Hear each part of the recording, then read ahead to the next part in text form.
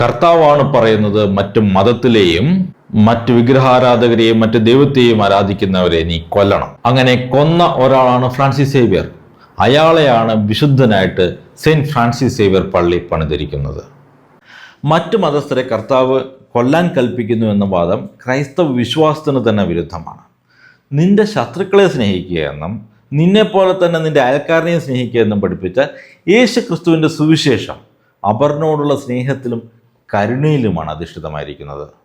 വിഗ്രഹാരാധനയെ Bible വിലക്കുന്നുണ്ടെങ്കിലും അത് വിശ്വാസികൾക്കിടയിലുള്ള ആത്മീയമായ ഒരു അനുശാസനമാണ്. അതിനർത്ഥം വിഗ്രഹങ്ങളെ ആരാധിക്കുന്ന അന്യമതസ്ഥരെ പോയി കൊല്ലാനല്ല. അങ്ങനെ ബൈബിൾ പഠിപ്പിക്കുന്നില്ല. സുവിശേഷം അറിയിക്കുന്നതിൽ കഠിനമായ നിഷ്ഠ പുലർത്തിയിരുന്ന ഫ്രാൻസിസ് സേവ്യർ തൻ്റെ പ്രവർത്തനങ്ങളിലൂടെ ആളുകളെ വിശ്വാസത്തിലേക്ക് ക്ഷണിക്കുകയാണ് ചെയ്തത്. അദ്ദേഹം ആരെയും കൊലപ്പെടുത്തിയതായി ചരിത്രത്തിൽ രേഖപ്പെടുത്തിയിട്ടില്ല. ചരിത്രത്തിൽ എവിടെയും അത് നിങ്ങൾക്ക് കാണാൻ സാധിക്കില്ല.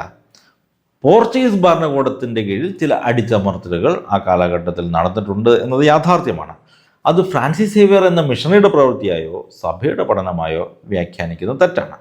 ഫ്രാൻസിസ് സേവ്യർ ഒരു വിശുദ്ധനെ ആദരിക്കപ്പെടുന്നത് അദ്ദേഹം ആരെയും കൊന്നതുകൊണ്ടല്ല.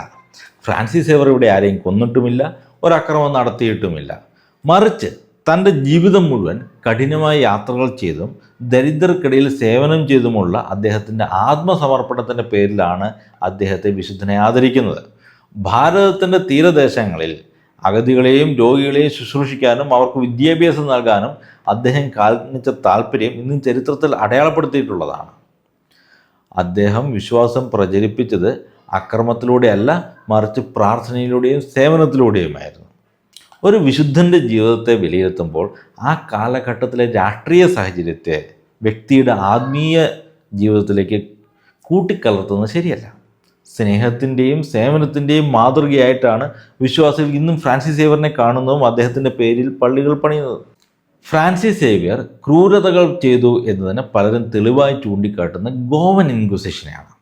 വിശുദ്ധ ഫ്രാൻസിസ് സേവ്യറാണ് ഇതിന് തുടക്കമിട്ടത് എന്ന ആരോപണം തെറ്റാണ്. ഇൻക്വിസിഷൻ ആരംഭിക്കുന്നതിന് 8 വർഷം മുൻപ് 1552 അദ്ദേഹം മരിച്ചു. യഥാർത്ഥത്തിൽ ഗോവൻ ഇൻക്വിസിഷൻ ആരംഭിക്കുന്നത് 1560 അതായത് പോർച്ചുഗീസുകാർ ഗോവ കീഴടക്കി ഏതാണ്ട് 50 വർഷങ്ങൾക്ക് ശേഷം ഫ്രാൻസിസ് സേവ്യർ മരിച്ച് 8 വർഷങ്ങൾക്ക് ശേഷം. കത്തോലിക്ക സഭയിൽ നിന്ന് ഇതര മതത്തിലേക്ക് തിരിച്ചു പോകുന്നവരെ തടയാനും ക്രൈസ്തവ വിശ്വാസത്തിൻ്റെ വിശുദ്ധി കാത്തുസൂക്ഷിക്കാനുമാണ് ഇത് സ്ഥാപിക്കപ്പെടുന്നത്. പ്രധാനമായും ക്രിസ്തുമതം സ്വീകരിച്ചതിന് ശേഷം രഹസ്യമായി മറ്റ് മത ആചാരങ്ങൾ പിന്തുടരുന്നവരെ കേന്ദ്രീകരിച്ചിട്ടാണ് ഇൻക്വിസിഷൻ പ്രവർത്തിച്ചത്. പൊതുവെ വാട്സാപ്പ് യൂണിവേഴ്സിറ്റിയിൽ പ്രചരിക്കുന്ന ആരോപണങ്ങളിൽ പറയുന്നത് പോലെ ദശലക്ഷക്കണക്കിന് ആളുകളെ കൊല്ലുകയോ അന്യമതസ്ഥരെ നിർബന്ധിച്ച് മതം മാറ്റുകയോ ചെയ്ത ഒരു പ്രക്രിയ ആയിരുന്നില്ല ഇൻക്വിസിഷൻ. ഇൻക്വിസിഷൻ്റെ അധികാരം ക്രിസ്ത്യാനികളായി മാറിയവരിലായിരുന്നു. അതായത് സഭയുടെ നിയമങ്ങൾ ലംഘിക്കുന്ന വിശ്വാസികളെ ശിക്ഷിക്കാനായിട്ടാണ് ഇൻക്വിസിഷൻ കോടതികൾ ശ്രമിച്ചത്. ഉദാഹരണത്തിന്, ഇന്നും പല ഹൈന്ദവ കുടുംബങ്ങൾക്കും ചില ക്ഷേത്രങ്ങളുമായി പാരമ്പര്യ ബന്ധമോ ഭരണാവകാശങ്ങളോ ഒക്കെ ഉണ്ടാകാറുണ്ട്. അതുപോലെ തന്നെ പോർച്ചുഗീസ് കാലഘട്ടത്തിലെ ഗോവയിൽ ക്രൈസ്തവ മതം സ്വീകരിച്ച ചിലർക്ക് അവർക്ക് സ്വന്തമായി ക്ഷേത്രങ്ങളുണ്ടായിരുന്നു ക്രിസ്ത്യാനിയാകുന്നതിന് മുൻപ്.